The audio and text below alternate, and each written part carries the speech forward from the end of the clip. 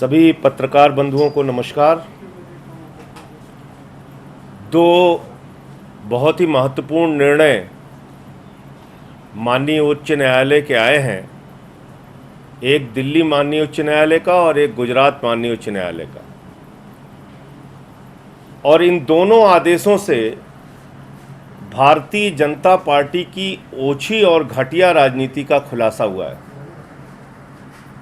दिल्ली में लगातार भारतीय जनता पार्टी के नेता सवाल उठा रहे थे, इस कोरोना संकट के समय में दिल्ली सरकार की कोई मदद करने के बजाय, दिल्ली सरकार का कोई सहयोग करने के बजाय लगातार सवाल उठा रहे थे कि कोरोना संकट के कारण जिन लोगों की मृत्यु हुई है उन आंकड़ों में दिल्ली सरकार हेराफेरी कर रही है।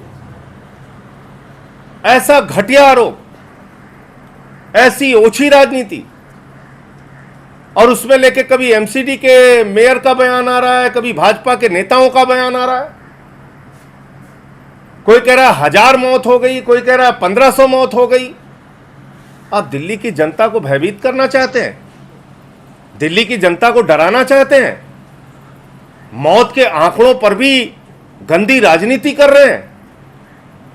कल माननीय उच्च न्यायालय ने जो आदेश दिया है, जिस प्रकार से याचिका को खारिज किया है, मौत के आंकड़ों पर जो याचिका दायर की गई थी, उससे यह साफ हो गया है कि भारतीय जनता पार्टी दिल्ली के अंदर कोरोना में मौत के मामले में भी एक ओछी और घटिया राजनीति कर रही थी।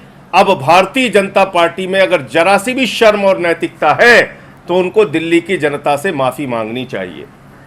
और मैं आदेश ज्यादा लंबा नहीं, लेकिन अंतिम की जो 2-3 लाइनें हैं वो पढ़ दूंगा। 7वें नंबर के पॉइंट पे, there seems to be no discrimination being done, nor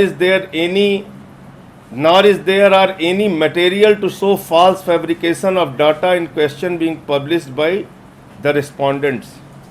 यानी सरकार के द्वारा जो भी डाटा, जो भी आंकड़ा, डेथ ऑडिट कमेटी के द्वारा जो भी आंकड़ा जारी किया गया है, उसमें किसी भी प्रकार का कोई फैब्रिकेशन नहीं किया गया है, कोई छेड़छाड़ नहीं की गई है, कोई बदलाव या कोई गलती नहीं की गई है। और हाईकोर्ट ने यह भी माना है कि डेथ ऑडिट कमेटी पूरी तरीके से सक्षम है और सेंट्रल गवर्नमेंट की जो गाइडलाइन है उसके हिसाब से उन्होंने मौत के आंकड़े समय समय पर जारी किए हैं। बावजूद इसके आप कुछ भी बोले जा रहे हैं, कुछ भी कहे जा रहे हैं। तो पहली बात तो ये।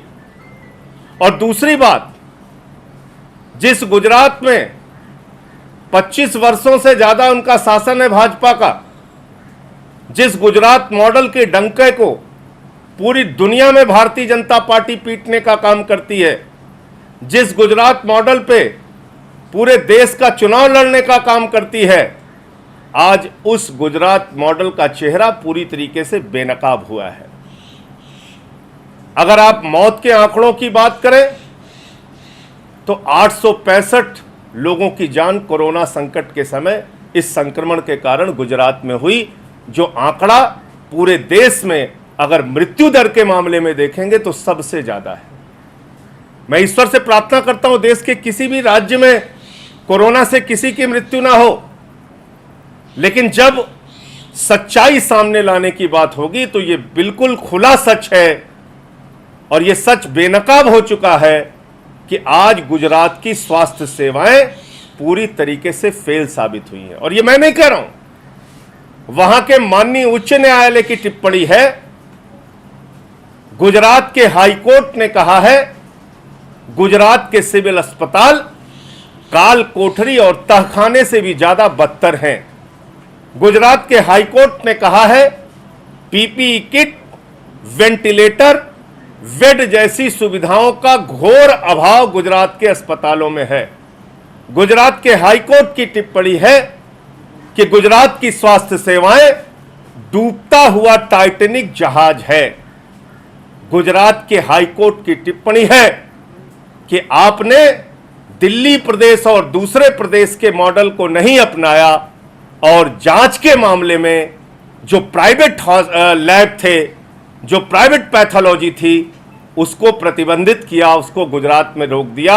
यानी अगर गुजरात में कोई कोरोना से संक्रमित व्यक्ति है, अगर उसको डाउट होता है कि उसको कोरोना है, तो वो किसी भी प्राइवेट पैथोलॉजी में अपना टेस्ट नहीं करा सकता। उसको गुजरात सरकार ने प्रतिबंधित कर दिया है और उसी हाई कोर्ट के ऑर्डर में कहा गया है दिल्ली और तमाम प्रदेश प्राइवेट लैब में जांच कराने की अनुमति देते हैं, तो आप अनुमति क्यों नहीं दे रहे? ये गुजरात के स्वास्थ्य मॉडल के बारे में माननीय उच्च न्यायालय की टिप्पणी है।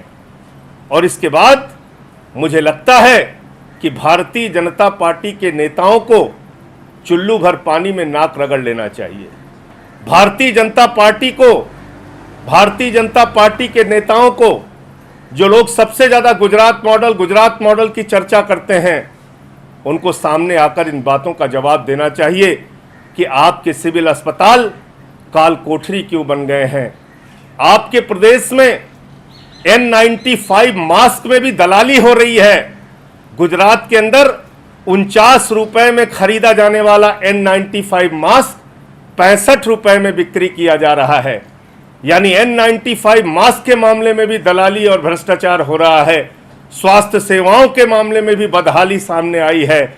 मजदूरों का अगर प्रश्न आप देखें तो गुजरात के अंदर जो उत्तर भारतीय, बिहार के, उत्तर प्रदेश के, झारखंड के मजदूर वहां पर काम कर रहे थे, उनको ना तो रोजगार की उनकी व्यवस्था की गई, ना भोजन आदि की व्यवस्था की गई और समय समय पर आक्रोशित होकर वो सड़कों पर भी उतरे, उनके ऊपर लाठियां भी बरसाई गई, उनको ट्रेन का किराया लेकर जाने नहीं दिया गया, रोकने का प्रयास किया गया और जब उन्होंने आवाज उठाई तो उनको बुरी तरीके से पीटा भी गया। ऐसी तमाम घटनाएं सामने आई हैं जो गुजरात के प्रशासन की, शासन की कलई को खोलती हैं, जो गुजरात के स्वास्थ्य सेवाओं की बदहाली को उजागर करती हैं।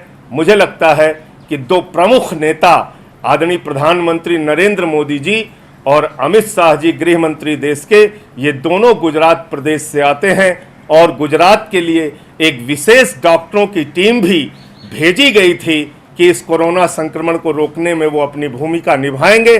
लेकिन उसमें क्या सफलता मिली, क्यों आज तक ये बदहाली बनी हुई है, क्यों हाई कोर्ट को ऐसी विपरीत टिप्पणियां करनी पड़ती हैं, उसके बारे में गुजरात के नेताओं को, भारतीय जनता पार्टी के नेताओं को, भारतीय जनता पार्टी के शीर्ष नेतृत्व को सामने आकर जवाब देना चाहिए। सियासी तकदीर यूट्यूब चैनल को सब्सक्राइब करें और बेल आइकन पर क्लिक करें ताकि आपको सबसे पहले खबरें मिलती रहें।